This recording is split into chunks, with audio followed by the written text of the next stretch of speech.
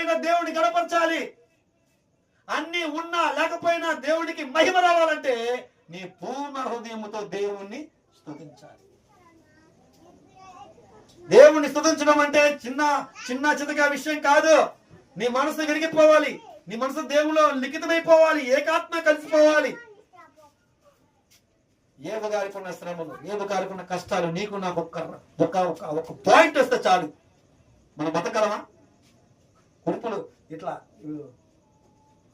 అన్ని అన్ని అన్ని అన్ని అన్ని విషయాలలో మనము తొందరపాటు లేకుండా ఆ కురుపులు వాటికి ఉన్న దురదలు చాలా భయంకరం. అది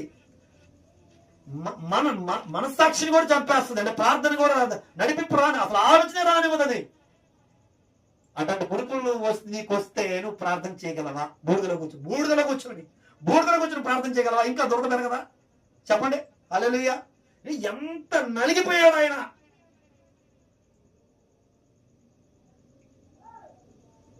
శిఖరం మీద కూర్చున్న సాతాను గాడిని, నెత్తి మీద కూర్చున్నా సరే సాతాను గాడిని తోకబట్టుకొని వేసి నేల కొట్టేస్తాడు నీ ప్రార్థన ద్వారా. హల్లెలూయా. నీకున్న పెద్ద శిఖరము, వాడు ఇంత ఎత్తుగా నీకు కనబడుతున్న సాతాను గాడు మనమేం చేస్తున్నాం అసలు? యేసయ్య అప్పచెప్త కీర్తనలో 9వ అధ్యాయం మొదటి చరణాన్ని ధ్యానం చేద్దాం. నా పూర్ణ హృదయముతో నేను యెహోవాను స్తుతించెదను. యెహోవా నీ అద్భుత కార్యములన్నిటిని నేను వివరించెదను. రెండు రకాలు మన క్రైస్తవులకి. ఒకటి మందిరానికి వచ్చే ఆరాధన, ఒకటి కుటుంబ ప్రార్థన. హల్లెలూయా.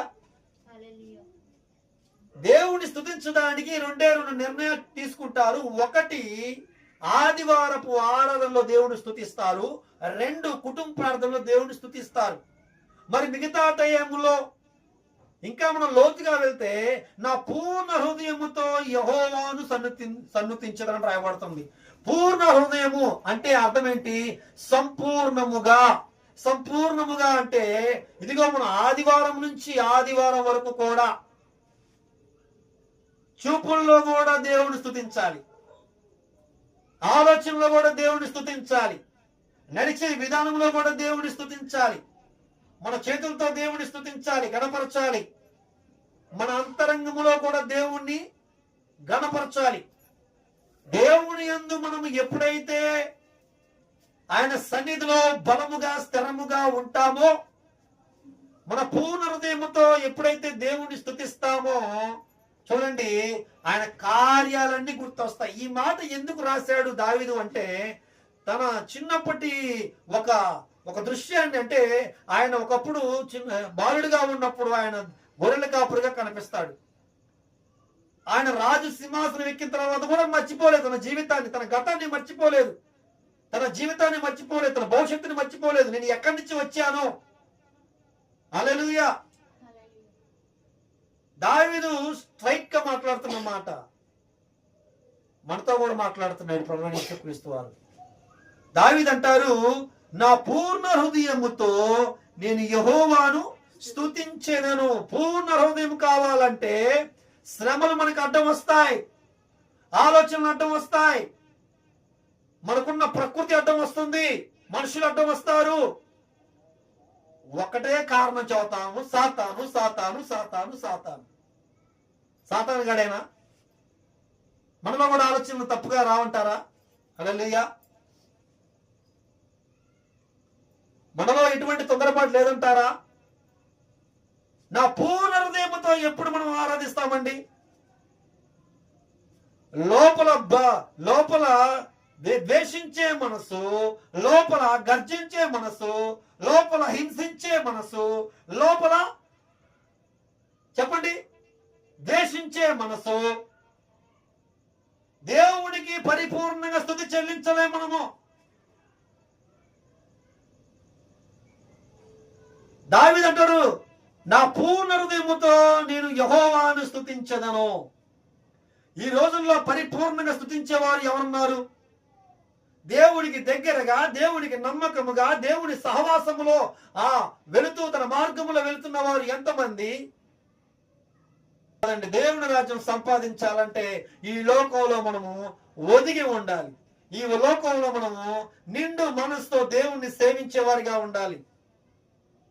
మన కడుపులో పుట్టిన ఆ బిడ్డని మనం ఎలాగైతే స్వతంత్రంగా గర్దిస్తామో, స్వతంత్రంగా అరుస్తామో, స్వతంత్రంగా కొడతామో, స్వతంత్రంగా ఏ విధంగా ట్రీట్ చేస్తామో, అదే విధంగా ఆయన రక్తం చేత కొనబడిన మనము స్వతంత్రంగా ఆయన ఏం చేస్తాడు? గద్దిస్తాడు, కొడతాడు, హక్కున చేర్చుకుంటాడు. హల్లెలూయా. ఆయన చేసిన ఉపకారాలు మర్చిపోయేవారు చాలా మంది. కింద వచనంలో రాయబడుతున్నమాట, యెహోవా నీ అద్భుత కార్యములని నేను వివరించదను. నా బాల్యము నుండే నువ్వు నన్ను ఎన్నుకున్నావు, నా బాల్యము నుండే నువ్వు నన్ను ఏర్పరచుకున్నావు, నా బాల్యము నుండే నన్ను సిద్ధపరచుకున్నావు, బాల్యము నుండే నా అంతరంగాన్ని పరిశుద్ధపరిచావు, నా బాల్యము నుండే నువ్వు నాకు తోడుగా ఉన్నావు, నా బాల్యము నుండే నా హృదయంలో నిండి ఉన్నావు, నా బాల్యము నుండే నాకు తోడుగా ఉన్నావు. దావీదు మాట్లాడుతున్నాడు. గొర్రెల మధ్యలోకి తోడేలు వచ్చినా, సింహాలు వచ్చినా చీల్చివే శక్తి దావీదుకి లేదు. దావీదులో ఉన్న ప్రభువైన యేసుక్రీస్తు వారు తనలో ఉండి ఆ కార్యం జరిగించాడు. సమస్య ఎంత పెద్దదైనా సరే, సమస్య ఎంత ఎత్తైనా సరే, కానీ కుటుంబంలో ఒక్కరు రక్షణ పొందితే చాలు. కుటుంబం మొత్తం మందిరానికి రారు. కుటుంబంలో ఒక్కరు ఆ ప్రార్థనకి, ఒకళ్ళు ఈ ప్రార్థనకి, ఒకళ్ళు ఆ ప్రార్థనకి. పరలోక ప్రార్థన ఒకటే కదా. కానీ ఇక్కడ దావీదు స్పష్టంగా మాట్లాడుతున్నాడు, నా పూర్ణ హృదయముతో నేను యెహోవాను స్తుతించెదను. పూర్ణ హృదయం అంటే ఏంటి? దాంట్లో విరిగి నలిగిన మనసు ఉండాలి, పశ్చాత్తాపం ఉండాలి, ఈ వారం అంతా చేసిన పొరపాట్లను సర్దిద్దుకోవాలి. మనం కాసేపట్లో మందిరంలో అడుగు పెడుతున్నప్పుడు మనలో ఆలోచనలన్నీ ఏం చేయాలి? ప్రతిది కూడా దేవుని దగ్గర ఒప్పుకున్నప్పుడు, మనం పశ్చాత్తాపడుతున్నప్పుడు దేవునికి ఎంతో ఇష్టంగా ఉంటుంది. ఆ 9వ కీర్తన 9వ అధ్యాయంలో అంటాడు, నా పూర్ణ హృదయముతో నేను యెహోవాను స్తుతించెదను. పాట పాడితే నీలో దాన్ని ఏమంటారు, ఒక పూనకం వచ్చినట్టు వచ్చింది. ఆ పాటే నువ్వు ఆ పాట రూపంలో నువ్వు క్రియ రూపంలో చూపిస్తావా అనుకుంటే చూపించలేవు. కంప్లీట్ గా ఆనాడు దేవుడు ఏలియాతో డైరెక్ట్ గా మాట్లాడుతున్నాడు, ఎలీషాతో మాట్లాడుతున్నాడు, డైరెక్ట్ గా మాట్లాడుతున్నాడు ఆయన. ఈనాడు ఒక్కరు చూపించండి, డైరెక్ట్ గా మాట్లాడడం. ఈ రోజు మాట్లాడాలంటే అరుదైపోయింది. దేవుని స్వరాన్ని వినలేని పరిస్థితి, దేవుని దర్శనం చూడలేని పరిస్థితి. దావీదుతో మాట్లాడుతున్న మాట, నా పూర్ణ హృదయముతో యెహోవాను నేను యెహోవాను స్తుతించెదను. నీ స్తుతులు నీ ఘనతకే, నీ స్తుతులు నీ హెచ్చుకే, నీ స్తుతులు ఈ లోకం వరకే, భూ సంబంధమైన వరకే ఉన్నాయి తప్ప దేవుడు మన అంతరంగాన్ని చూస్తాడు. ఆయన దాని క్రియల రూపంలో మాత్రం మనము చూపించలేము. కింద అంటాడు, యెహోవా అద్భుత కార్యములన్నిటిని నేను వివరిస్తాను. ఏం వివరిస్తారు మీ అద్భుతాలు? మనం దేవుడు అద్భుతం ఒక్కసారి మెరకలు చేస్తే జీవితాంతం గుర్తుపెట్టుకోవాలా, చేశాడులే, అద్భుతం చేశాడులే అంటే కరెక్ట్ గా ఉంటేనే మన వాటన్నిటిని ఎంతో గొప్ప మెరకలు ఎన్నెన్నో మన పట్ల అద్భుతాలు దేవుడు చేశాడు. కానీ మనలో సనుగుడు ఆగల, మన హృదయంలో ఏం ఆగల? సనుగుడు, గొడుగుడు. ఆయన మీద గొడుక్కుంటా ముసలోడు గొడిగినట్టే. ఒక్కరోజు యథార్థంగా ఉంటాం కాదు, ఒక్కరోజు నమ్మకంగా ఉంటాం కాదని అంటుంది.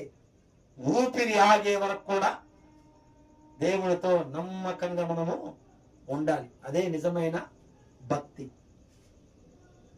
దేవుని యొక్క నీడలో, దేవుని యొక్క మహిమలో మనం ఉండాలంటే ఆయన అద్భుతాలు మనం మర్చిపోకూడదు. నీ పట్ల ఎన్నో విడిపించాడు, గెలిపించాడు, అనేక చోట్ల నిన్ను ముందుకు తీసుకొని వెళ్ళాడు, విజయాలు నీకు ఇచ్చాడు. కానీ నీలో ఏంటి?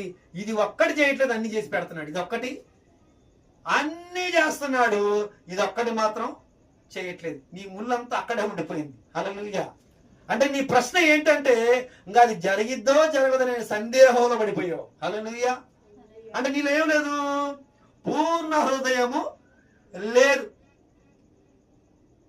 అవసరాల కోసం వచ్చి మనం ప్రార్థన చేయటం కాదు, ఆయన అవసరం ఏంటో మనం గ్రహించాలి. హృదయం అంటే ఏంటో తెలుసా మీకు? మన ఊపిరి ఆగే వరకు కూడా నిండు మనసుతో దేవుణ్ణి ఆరాధించాలి. హల్లెలూయా. ఎలాగండి మేము వీటిని మనం జయించలేకపోతున్నాం?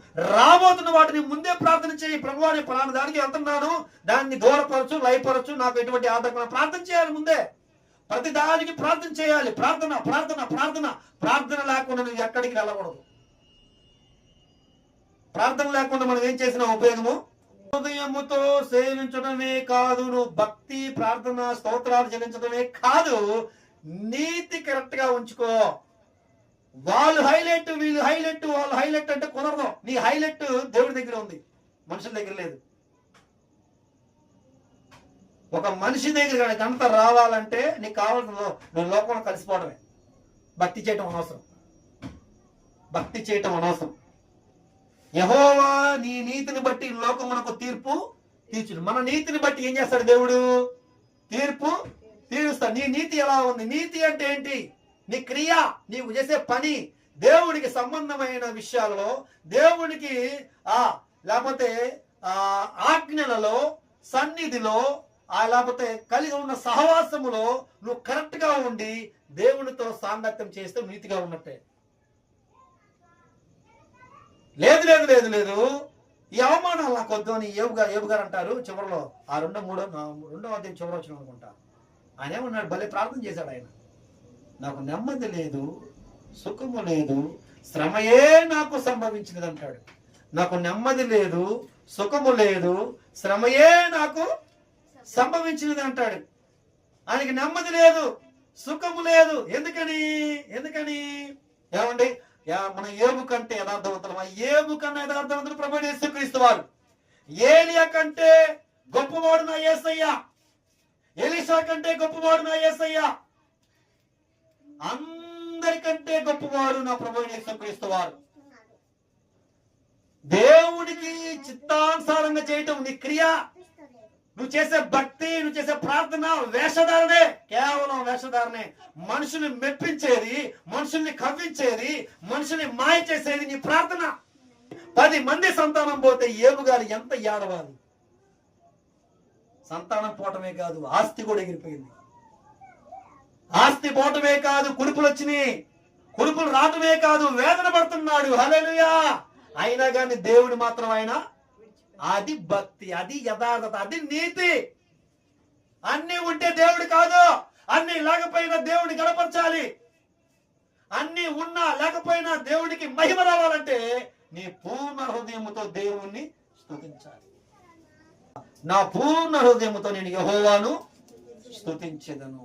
ఆయన చేసిన ఉపకారములు కావచ్చు, అద్భుత కార్యములు నేను వివరించెదను. హల్లెలూయా. నేను మర్చిపోలేను ఆయన కార్యములు. నా పట్ల ఎన్నో కార్యములు ఆయన చేశాడు. నేను ఎలా మర్చిపోతాను? ఇదిగో దేవుడు అద్భుతం చేస్తేనే నేను దేవుడి గురించి నేను బోధించాలా, ప్రార్థించాలా, స్తుతించాలా, గణపరచాలా? లేకపోతే దేవుడికి నమ్మకంగా ఉండాలా? నాకు దేవుడు మేలు చేసినా, మేలు చేయకపోయినా, దేవుడు నాకు అవమానమే, నిందే తెచ్చినా సరే, నేను ఐఎమ్ రెడీ. మరణం వరకు నీతిగా యథార్థంగా నేను బ్రతుకుతాను అని ఏబులాగా నువ్వు నిలబడి చూద్దాం.